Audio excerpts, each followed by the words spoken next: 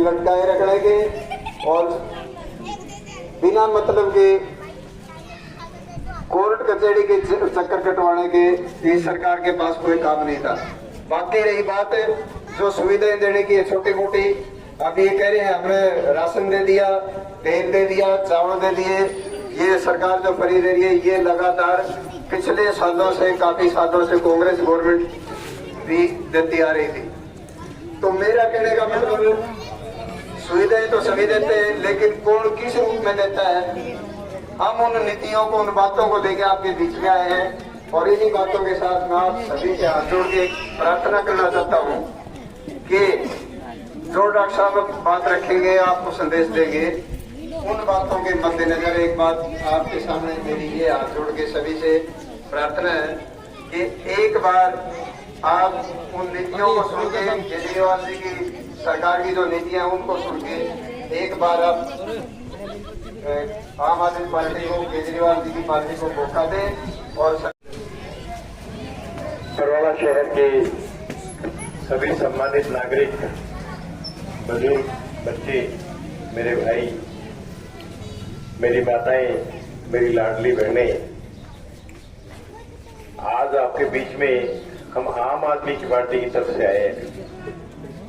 सिर्फ दो बातें करने आए हैं। एक, कि हम कौन है, और दूसरी, हमने आज तक क्या किया, और अरविंद केजरीवाल साहब ने जेल में रहते हुए आप लोगों के लिए एक संदेश भेजा है, वो संदेश। इतनी सी बात में मैं सिर्फ आपके 5 से 7 मिनट लूंगा। आपको ध्यान होगा, हिसार के पास एक कस्बा है सिवानी, सिवानी के रहने वाले हैं अरविंद केजरीवाल साहब। वहीं पैदा हुए, हिसार में पढ़े लिखे, बड़े हुए। आज दिल्ली जैसी स्टेट, जो कि दिल्ली हिंदुस्तान के 31 स्टेटों में सबसे महत्वपूर्ण स्टेट है, उसके मुख्यमंत्री के तौर पे काम कर रहे हैं। और नरेंद्र मोदी साहब अगर इस हिंदुस्तान में किसी से डरते हैं तो अरविंद केजरीवाल से डरते हैं, आपके अपने बेटे से डरते हैं, आपके हिसार के निवासी से डरते हैं। क्यों? क्योंकि उनको लगता है कि अगर कभी प्रधानमंत्री बनेगा नरेंद्र मोदी को सीट से उतार के, तो अरविंद केजरीवाल बनेगा। इसी डर में उसने बिना किसी अपराध के, बिना किसी कारण के पिछले 5 महीने से जेल में बंद कर रखा है। उनके जो उप मुख्यमंत्री और शिक्षा मंत्री दिल्ली के मनीष सिसोदिया साहब को 17 महीने जेल में रख के कल सुप्रीम कोर्ट ने उनको रिहा किया। अरविंद केजरीवाल इतना बड़ा कैसे बढ़ गया? बड़ी सीधी सी बात है, उस आदमी के अंदर जुनून था कि हिंदुस्तान के आखिरी आदमी, हिंदुस्तान के सबसे गरीब आदमी के लिए मैंने काम करना है। उसने कभी हिंदू मुसलमान की, कभी जात पात की, कभी जाट नॉन जाट की, कभी अगड़े पिछड़े की, कभी SC-BC की, कभी राजनीति नहीं करी। उसने राजनीति करी तो सिर्फ गरीब के लिए करी। वो अपनी पढ़ाई से इतना काबिल था कि वो इनकम टैक्स डिपार्टमेंट में कमिश्नर के पद पे लग गया। बड़े बड़े अमीर, बड़े बड़े घराने वो अपनी चोरियां लेके जाते थे, कहते थे मेरी चोरी छुपा दे। अरविंद केजरीवाल उनकी चोरियां नहीं छुपाता था, इसलिए उसको बड़ी दिक्कत रहती थी। उसको समझ में आ गया कि हिंदुस्तान का गरीब क्यों गरीब है, क्योंकि अमीर आदमी को जो टैक्स देना चाहिए वो नहीं देता। वो उस नौकरी में लंबे टाइम तक रह ही नहीं पाया। 4 साल में इनकम टैक्स कमिश्नर की नौकरी छोड़ दी, जबकि अगर वो चाहता था कमिश्नर के पद पे काम करके सारी उम्र राज कर सकता था, उसको किसी की दिक्कत नहीं थी। आपको पता है कि कितने बड़े बड़े IAS अफसर, इनकम टैक्स के कमिश्नर आज भी राज कर रहे हैं। घर में पैसों की कोई दिक्कत नहीं, बच्चे बड़े बड़े पदों पर चले जाते हैं। लेकिन उसको भी बात तकलीफ थी तो उसने 4 साल में नौकरी छोड़ दी। और छोड़ के क्या किया? वो आप जैसी गरीब या आपसे भी ज्यादा गरीब दिल्ली की झुग्गी झोपड़ियों में 2 साल गुजारे उसने। इसलिए नहीं कि पैसे की कमी थी, वो उस 2 साल में देखना चाहता था कि गरीब आदमी गरीब क्यों है। क्या भगवान ने उसको गरीब बना के भेजा है? क्या सरकार का भी इसमें कोई हाथ है? क्या सरकार इनको ठीक कर सकती है? इनको गरीबी से बाहर ला सकती है? ये चीज देखने के लिए 2 साल लगातार दिल्ली की झुग्गी झोपड़ियों में बिल्कुल गरीब बस्तियों में उसने अपना टाइम गुजारा। उसका नतीजा भी बड़ा सुंदर आया। उसको समझ में आया कि एक आदमी गरीब क्यों है, तो उस गरीबी के लिए क्या कर सकता है, क्या किया जा सकता है। कुदरत की बात है कि उसी टाइम कांग्रेस के भ्रष्टाचार के खिलाफ अन्ना हजारे साहब ने अपना आंदोलन शुरू किया। आप लोगों ने सुना होगा अन्ना हजारे आंदोलन, सबने सुना होगा। 2012 का इतना बड़ा आंदोलन था कि पूरा हिंदुस्तान की कांग्रेस सरकार हिल गई थी। उस आंदोलन में उसने हिस्सा लिया और इतना बढ़ चढ़ के हिस्सा लिया कि उससे वो अन्ना हजारे आंदोलन जब शुरू हुआ था, अन्ना हजारे आंदोलन था, और जब खत्म हुआ तो उसका नाम अरविंद केजरीवाल आंदोलन था। उस आंदोलन से पैदा हुई थी आम आदमी पार्टी। कांग्रेस के भ्रष्टाचार से पैदा हुई थी आम आदमी पार्टी। उस आम आदमी पार्टी ने आंदोलन खत्म होते ही दिल्ली में चुनाव लड़ा और पब्लिक ने, जनता ने इतना प्रेम दिया कि 70 में से 67 सीटें उसको जिताई। 70 में से 67 आज तक का वर्ल्ड रिकॉर्ड है। किसी भी लोकतंत्र में इतनी बड़ी संख्या में जनता ने किसी एक आदमी को, किसी एक पार्टी को बहुमत नहीं दिया, लेकिन दिल्ली की जनता ने दिया। अरविंद केजरीवाल ने उस जनता के प्यार को वापस भी किया। सबसे पहला काम क्या किया, उसने 2 काम किए। गरीबी से निकालने के लिए टेम्पररी इंतजाम भी किया तुरंत, और गरीबी से निकालने का परमानेंट इंतजाम भी किया। हर गरीब को निकालना है उसने विचार बना दिया, उसने धारणा बना दी कि हर गरीब को गरीबी से निकालना है। तो सबसे पहला काम किया, बिजली को जो 300 यूनिट हर गरीब को फ्री दी। 300 यूनिट का मतलब एक आम आदमी को, गरीब आदमी को जिसके घर में एयर कंडीशन नहीं चलता, उसके बिजली का बिल फ्री हो गया। आपको आश्चर्य होगा कि पिछले 8 साल से दिल्ली की 93% जनता का बिल नहीं आता। अब 93% कितना होता है? हरियाणा की आबादी 2,86,00,000 है। दिल्ली एक शहर नहीं, बहुत बड़ा स्टेट है, हरियाणा से ही बड़ा। 3.25 करोड़ की आबादी का 93% जनता दिल्ली में बिल नहीं देती। पिछले 8 साल से उनका बिल नहीं आया। नतीजा, हर गरीब आदमी के जेब में 1500-2000 रुपए बचने शुरू हो गए। लेकिन ये भी नहीं था कि बिल नहीं आता, बिजली बंद कर दी हो। बिजली भी दिल्ली में 24 घंटे आती है, और 24 घंटे बिजली आने के बाद भी बिल नहीं आता उसका। जो गरीब आदमी के लिए तुरंत राहत दी उसने। आज जो 2-3 हजार रुपये उसके बचने चाहिए। अपने यहाँ पानी का बिल आता होगा, आपका भी आता होगा। जितना बड़ा शहर होता है उतना बड़ा आता होगा। आपके यहाँ 100-200 रुपये बिल आता है, हिसार में 1200-1100 रुपये बिल आता है। दिल्ली जैसे शहर में जो पीने का पानी हम पीते हैं उसका बिल और भी ज्यादा आता है। दूसरा काम ये किया कि दिल्ली की जनता को साफ पानी दिया, और पानी ही साफ नहीं दिया, उसको बिल भी फ्री किया। बिजली और पानी एक व्यक्ति की बेसिक जरूरत है। उसका नतीजा क्या हुआ कि हर गरीब आदमी की जेब में 5 से 7 हजार रुपये महीना बचना शुरू हो गया। फिर उसने महिलाओं के लिए, औरतों के लिए, लड़कियों के लिए रोडवेज की बस फ्री कर दी। दिल्ली की किसी भी बस में कोई पास नहीं दिखाना, अगर महिला है तो उसको रोडवेज की बस में टिकट नहीं लगता। उससे आधी आबादी हमारी अपनी सम्मान से कहीं भी आ जा सकती है। उसको अपने आदमी के सामने हाथ नहीं फैलाना पड़ता कि मेरे को 100 रुपए दे दे, मेरे को अपने मायके जाके आना है, अपने भाई के घर जाना है, क्योंकि रोडवेज फ्री कर देंगे। रोडवेज फ्री करने के अलावा हर महिला के खाते में 1000 रुपए महीना डालना शुरू हो गया, जिससे महिला का आत्मसम्मान बढ़ा। ये सारी सुविधाएं फ्री में दिल्ली की सरकार में मुख्यमंत्री अरविंद केजरीवाल ने दी।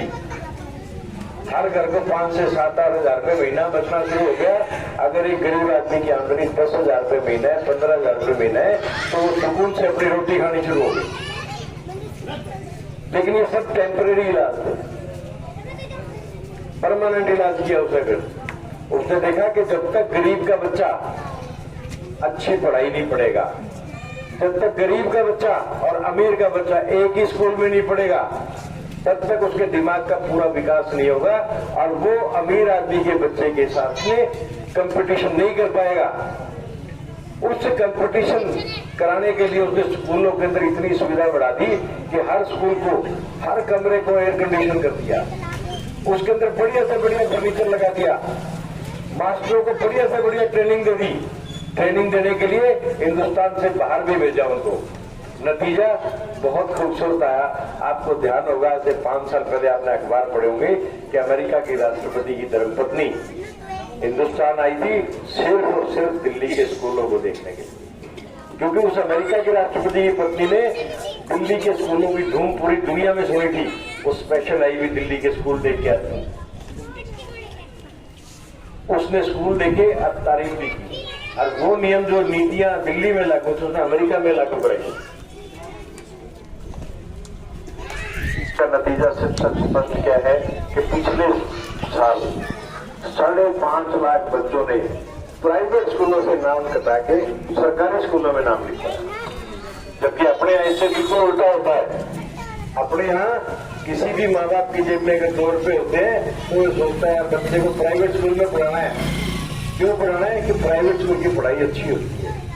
वहां पर जब टीचर 20,000 रुपए 15,000 रुपए महीना लेती है और सरकार के 80,000 1 लाख रुपए महीने के टीचर से उसको कंपटीशन करते हैं, और प्राइवेट स्कूल की 10-15-20,000 रुपए की मैडम को वो अपने बच्चे सौंप देते हैं। क्यों? क्योंकि प्राइवेट स्कूलों में आज थोड़ी सी सुविधा सरकारी स्कूलों से बहुत ज्यादा है। हरियाणा में स्पेशली, दिल्ली के अंदर ये स्थिति खत्म होगी। दिल्ली में लोग प्राइवेट से सरकारी की तरफ जा रहे हैं।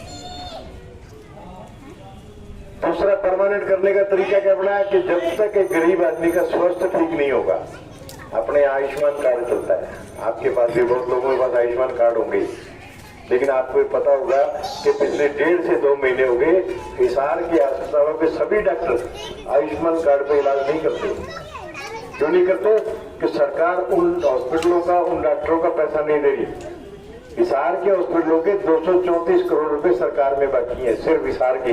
पूरे हिंदुस्तान के कितने बाकी होंगे आप अंदाजा लगा लो। तो वो कहते हैं डॉक्टर के हमारे भी बच्चे हैं, हमने भी अपने बच्चे पालने हैं, इसलिए पिछले 1.5 महीने से सारे प्राइवेट हॉस्पिटलों के डॉक्टर आयुष्मान कार्ड पे इलाज नहीं कर रहे। जबकि दिल्ली में आपको इलाज 1 रुपए का चाहिए या 50 लाख का चाहिए, कोई कार्ड की जरूरत नहीं है। हर 100 मीटर पे एक मोहल्ला क्लिनिक बना दिया, आपके घर से हर 100 मीटर पे, उसमें काबिल डॉक्टर, हर तरह की टेस्ट की फैसिलिटी, हर तरह की दवाई उपलब्ध करा दी। और डॉक्टर को कहता है कि मेरी मरीज का बस का नहीं है मेरा, तो उसको बड़े हॉस्पिटलों से, जो कि इतने साफ सुथरे बढ़िया हॉस्पिटल बन गए सारी सुविधाओं के साथ, कि वो डॉक्टर खुद लेके जाता है। आज उन हॉस्पिटलों में गरीब के साथ साथ अमीर भी इलाज कराने जाते हैं। ये है मेरा अरविंद केजरीवाल का सपना, कि एक ही घाट पे भेड़ और शेर दोनों पानी पिएंगे, अमीर और गरीब एक ही स्कूल में पढ़ेंगे, एक ही अस्पताल में इलाज कराएंगे। जब ये सिस्टम पूरी दुनिया में, पूरी देश में लागू हो जाएगा तो अमीरी और गरीबी एक सी हो जाएगी, गरीब नहीं रहेगा कोई। इसी के ऊपर काम करते हुए 2 साल पहले हमारी सरकार पंजाब में बनी। भगवंत मान साहब अभी पिछले 10 दिन पहले बड़ौदा में भी आए थे, उन्होंने भी बताया आपको कि आपने देखा होगा भगवंत मान साहब ने भी पंजाब में बिजली फ्री कर दी 300 यूनिट तक, जिसका नतीजा पंजाब में 91% जनता का पिछले 2 साल से बिल नहीं आया। पानी फ्री कर दिया, महिलाओं के लिए रोडवेज फ्री कर दी, हर महीना एक खाते में 1000 की जगह 1100 रुपए आते हैं।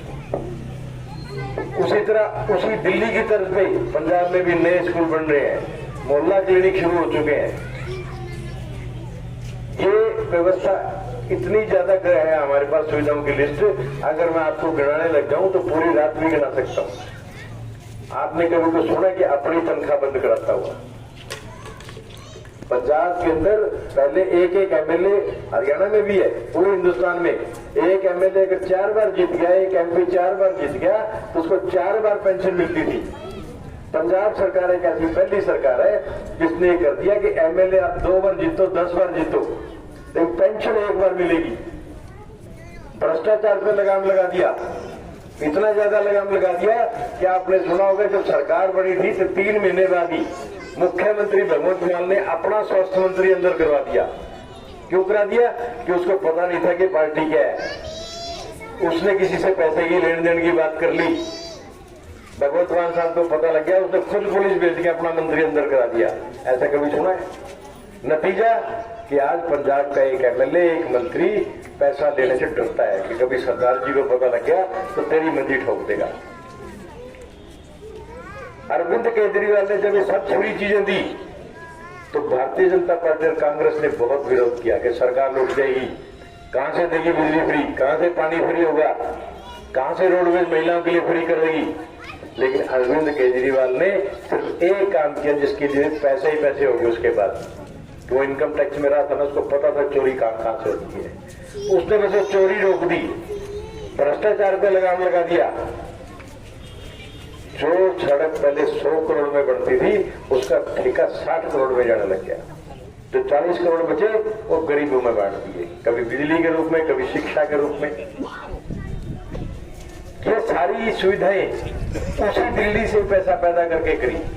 हिंदुस्तान में 31 सरकारें हैं, 3 स्टेट गवर्नमेंट और 1 सेंट्रल गवर्नमेंट। 31 में से एक सरकार ऐसी है अरविंद केजरीवाल की दिल्ली की सरकार जो प्रॉफिट में है, गरीबों को सब कुछ देने के बाद भी। बाकी 30 की 30 सरकार घाटे में। आपका जो बच्चा आज पैदा हुआ है ना, हरियाणा में अगर वो रहता है तो उसको 1,34,000 के उसके सिर पे कर्जा है, जबकि दिल्ली में ऐसा नहीं है। दिल्ली में पिछले साल 8581 करोड़ रुपए का फायदा दिया सरकार ने। पूरे हिंदुस्तान में 31 में से एकमात्र ऐसी सरकार। भारतीय जनता पार्टी भी स्कूल चलाती है हरियाणा में। आपने हरियाणा के स्कूल देखे होंगे। 2 साल पहले जब कोरोना के बाद 2100 सरकारी स्कूल बंद कर दिए, ये कह के कि बच्चे कम है, मर्जर के नाम पे। जो 70 साल की हमारी तपस्या से स्कूल बने थे, 2100 स्कूल सरकार ने एक झटके में बंद कर दिए। कैसे आएंगे बच्चे उन स्कूलों में? बिल्डिंगें जर्जर हुई पड़ी हैं, मास्टरों की भर्ती नहीं होती। जेबीटी मास्टर 2012 के बाद आज तक भर्ती नहीं हुई। 12 साल से छोटे बच्चों के लिए टीचर भर्ती नहीं किया, तो बच्चा क्या करने जाएगा? क्या कहते हैं बच्चे कम है इसलिए स्कूल बंद कर दो। आप बंद करने की स्थिति खुद ला रहे हो। क्यों? क्योंकि ये शिक्षा विरोधी सरकार है। शिक्षा विरोधी सरकार और शिक्षा की सरकार दो अलग अलग चीजें हैं। भारतीय जनता पार्टी, कांग्रेस, इनेलो सभी सरकारें आपने देखी हुई, कोई धर्म की राजनीति करती है, हिंदू मुसलमान की, कोई जात पात की राजनीति करती है। लेकिन हमारी आम आदमी पार्टी शिक्षा की राजनीति करती है। हमें हर व्यक्ति का वोट चाहिए, चाहे उसकी जाति कोई भी हो, चाहे उसका धर्म कोई भी हो, शर्त सिर्फ इतनी है कि वो हिंदुस्तानी होना। हम लोग आपके सामने आखिरी बात रहेगी मेरी कि अरविंद केजरीवाल ने एक संदेश भेजा आपके लिए। अरविंद केजरीवाल साहब ने जेल में रहते एक संदेश दिया है कि अगर हरियाणा की जनता हमारे को वोट देती है, झाड़ू के निशान पे निशान लगाती है, तो मैं अरविंद केजरीवाल 5 गारंटियां देता हूं हरियाणा के लोगों को कि जरूर करेंगे। नंबर 1, बिजली हरियाणा में 300 यूनिट तक हर घर को फ्री दी जाएगी। ये अरविंद केजरीवाल ने गारंटी दी है, मोदी की गारंटी नहीं, अरविंद केजरीवाल की गारंटी है। दूसरा, सभी मोहल्ला क्लिनिक, सभी गांव में, शहरों में मोहल्ला क्लिनिक बनाए जाएंगे कि हर व्यक्ति को स्वास्थ्य मिले, स्वास्थ्य की सुविधा मिले, वो महंगी हो चाहे सस्ती हो। हर मोहल्ले में महिला क्लिनिक, अपना मोहल्ला क्लिनिक बनेगा। तीसरा, स्कूलों को इतना अच्छा बना देंगे कि आपको प्राइवेट स्कूलों की तरफ देखना नहीं पड़ेगा। चौथा, पानी फ्री दिया जाएगा। पांचवा, महिलाओं के लिए रोडवेज की बस फ्री होगी और हर एक महिला के खाते में 1000 रुपये महीना आएगा जैसे ही सरकार बनती है। और पांचवा, हर नौजवान को रोजगार, हर नौजवान को रोजगार दिया जाएगा। बहुत से लोग पूछते हैं कैसे दे देंगे। हरियाणा सरकार में आज भी 2.5 लाख लोगों के पद खाली पड़े हैं।